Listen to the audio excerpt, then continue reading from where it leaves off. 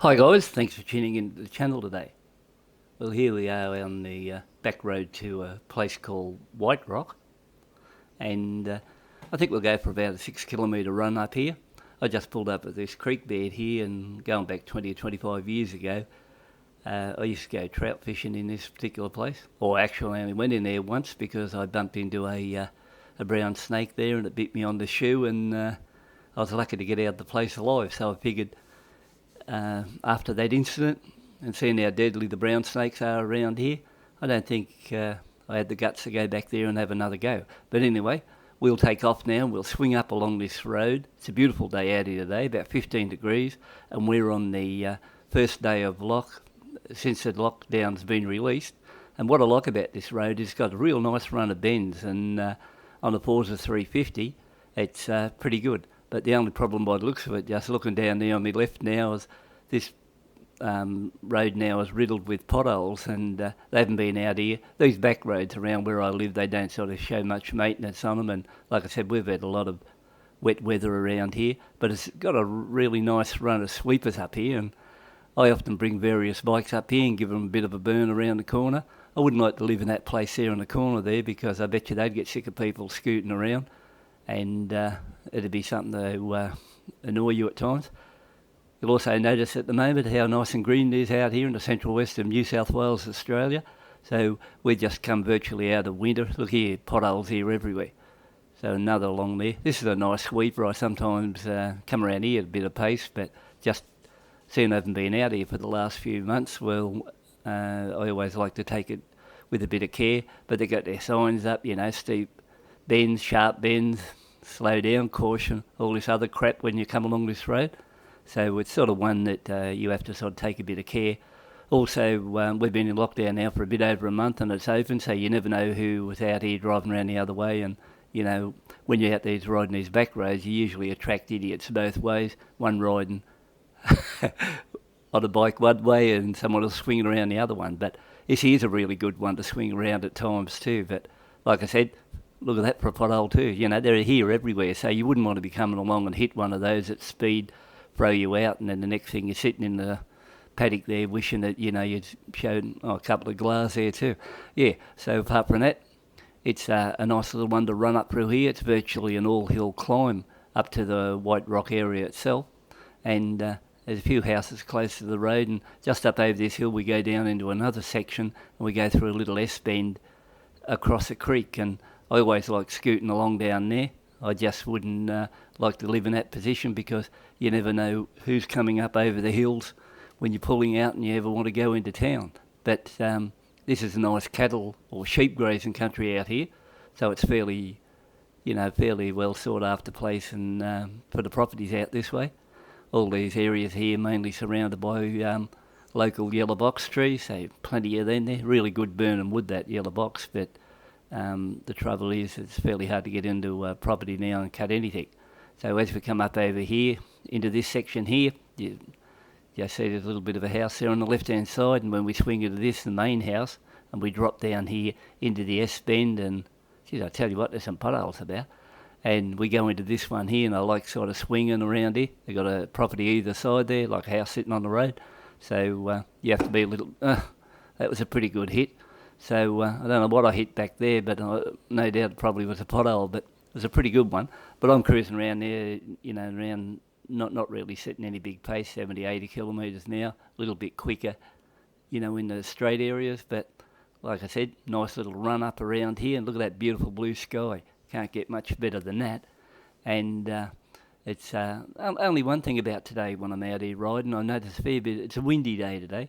And if you look over the last few days here, well, yesterday the wind speed was around 60 kilometres an hour, and I think today it's around about 40 or something like that. You can see the trees there moving away, and then when you're on these bikes and you're swinging along, I did notice back there a little bit earlier, just at the place where I come over one hill just back there before this video started, and there was a brown snake laying on the road. So we're you have to look at it now once you get out on the roads around this area. We've had a fairly cold spell. It's warmed up for the last few days. When it warms up, the snakes come out of hibernation. They just lay on the road, or they're unlucky enough and go across the road and get run over that way. So here we are pulling up towards the last run into the White Rock area, which is those big stack of rocks over there on the left-hand side. You can see in the picture there now. And this is all uphill pulling. And I will say this Forza is really setting the pace up here, and it's going along really well. So one thing I've noticed since I jumped up to a 350 compared to the PCX 160, this one's, look at all this mess here on the road, look at that, whack. So when another lot just went for about, 15, 20 metres, so it's a bit annoying when you get out here. You'd think they'd come out and send somebody out here and fill all these potholes in. So I'll have to be a little bit careful on the way back, because I don't want to hit any of them front wheels and put a buckle in the wheel or anything like that just for the sake of it. But like I said, this is the end of the run here onto the White Rock, and then when we swing over to the other side, it's another nice little sweeper too. So when you go through this one, I tell you what, this Forza 350 is not a bad bike to ride as far as the scooter goes. It's a lot more fun, I think, on a motorbike, because it gives you that feeling of speed. But when you're sitting behind a windscreen, it's a little bit different. And look at this for a view now when you swing around here and how green the countryside is. So this is an all uphill climb, so you'll see from where I turn that bend and we head down now, it's a fair run to the bottom, and it's a fairly, really interesting little ride down here with a really good view. And that White Rock itself is on the left-hand side, which you can't see in the picture now, but up in that area there, it's pretty good.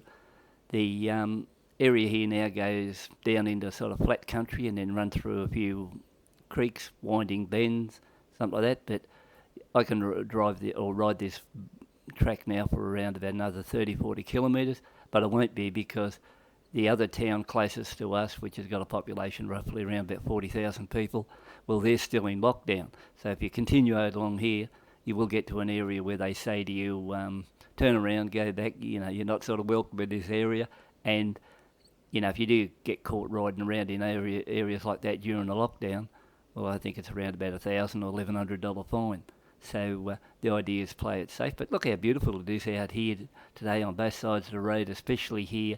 Now we've had a bit of rain, and you got a bit of colour in the paddocks compared to, I've been out along this road at times and it's just a dirty, dried out road, and over on my left there, wasn't all that long ago where bushfire went through that. So there's another bump I just hit back there. So at the moment, prior to this ride, on the Forza, I dropped my suspension, which was at the rear in the midway setting. I dropped that back to, I think, right to the bottom, or the softer setting now, or as far as that goes. And I find it a little bit better to sit on and ride. But I think, if you had one of these long term, or you were thinking what you could improve on it, I think now, where I probably would have said earlier, don't worry about the suspension. When you get on this couple of these rougher sections of road, you can see it's sort of a bit handicapped there. And I think it'd be probably good to upgrade the rear shock absorbers to something a little bit better. In this area I'm riding here now, you might say, oh, well, this is a nice little pleasant place to ride. It's okay now because it's only around about 2 o'clock or something around that time. But it's not the place you want to be coming along at 4 or 5 o'clock in the afternoon, because you just never know when the grey jumpers are going to come out. And if they come out, you see quite a few of them. I've actually been down here in midsummer along this road and in drought conditions, and those kangaroos have been just sitting on the side of the road, and when you swing around the bend and they're there, they're fairly stupid. You don't know if they're going to run in front of you, jump on top of you, or go straight into the bike. So you have to be sort of a bit careful in that respect here. But again, I'll sort of point out this Forza with 29 horsepower on tap. It's a really good bike for pulling through along here, and I actually thought since it was virtually an automatic, I might be handicapped with a bit of power, but no, this bike will run along at 80, 90 kilometres an hour, 100 kilometres an hour. And remember, I've only put, I think, 350 kilometres on it at the moment, so I'm not giving it a hard workout. So, it's something you just have to take into account. Once it's fully run in, well, I suppose that won't make much difference anyway, because I won't get out there and give it a hard life, because I'm not into that sort of thing. The only problem I'm having at the moment, hey, look at this beautiful view here when you come over the hill, and so far I'm the only one on the road too. But back to what I was saying, like long term, I think I'll hold on for this and give it a run. Yeah, that was a bit rough. Yeah, so when you look at it that way, I think if anyone's on the fence and thinking about buying a Honda Forza and wondering if they got enough power, especially a 350, you won't be disappointed. It's got a huge amount of power, I think, and considering what I'm used to riding. So if you jump from a CT 125 Honda, which has got 8 horsepower, jump into this at 30 horsepower nearly, you'll think you're riding a rocket ship. But the only trouble I have at the moment, and I've been struggling ever since I had it, is it's just hard to get that feeling that once you're on the bike cruising around like I am now, sitting on 90 k's, sure you can realise you're on a motorbike and you don't even know whether you're virtually on a motorbike or a scooter. But I'm just having a bit of trouble moving from the thought of riding a motorbike onto a scooter, even though the experience itself isn't bad. In fact, quite good. It's just sort of hard to get in the brain box that I'm now riding scooter compared to an outright motorbike. And it sort of seems a little bit different in the handling to a motorbike when I come into the bends, and sometimes when I lean over, it doesn't seem a stranger feeling, because naturally your feet are sitting flat on a platform down there, and it's not the same as sitting on pegs, or that's what I feel at the moment. So so because we're on lockdown for a period of roughly a bit over a month, I never got a chance to get out and give this bike a bit of a workout, and run in. But I think I might swing around here, head back. I think I'll be pushing close to the area now where they have signs up letting you know you're not really allowed in that particular place, so there's no point in going much further. You can see there now, see how those gum trees are sort of swaying in the breeze, so I've got a fair bit of a headwind, and at times I've noticed coming along this road now that depending on which direction I'm going, which way is the wind hitting me. I did find when I had the PCX 160 that the 160 was prone to being knocked around a bit in the wind, where this particular bike, it can handle the wind a bit better, but then again it's something like 50 to 60 kilos heavier than the PCX 160, and more importantly, it's got really good pulling power on the hills and that. I noticed back there was a little bit of Patterson's Curse on the road. They were that blue flowery sort of ones. Some people come here in this area in the spring and summertime and photograph that and think they're really pretty when you see a paddock full of purple flowers, but in actual fact they're just weeds, and by rights it doesn't agree with the cattle or anything like that if it's eaten them. I think a good gutful will kill them, so in most cases they poison, all that sort of stuff. But while I'm at it, I might even mention that windscreen. Like the windscreen, when you're on down in the lower setting, it's almost like riding a naked bike. So you are really getting hit up front with a fair bit of wind as far as things go, and you can feel it hitting you. When you're up in a high position, and I'm say 5'9", I find that I can go along and it doesn't really affect me. Like the wind just goes over the top of the helmet, and earlier on I had the windscreen down low, and the wind chill was that cool out here today that I put it back up in the high position and, thought, oh, well, that's it for me. So you can really notice the difference between one setting and the other. But I don't know what you guys think about getting out on these back roads and virtually riding along with not a soul in sight except you on the bike, whether you like the idea or not. But I'd prefer to get out here and ride the back roads compared to around town where you've got idiots that got no respect for bikes and don't even acknowledge your bike, and you got the risk of the off chance of being bowled over because you're on that bike.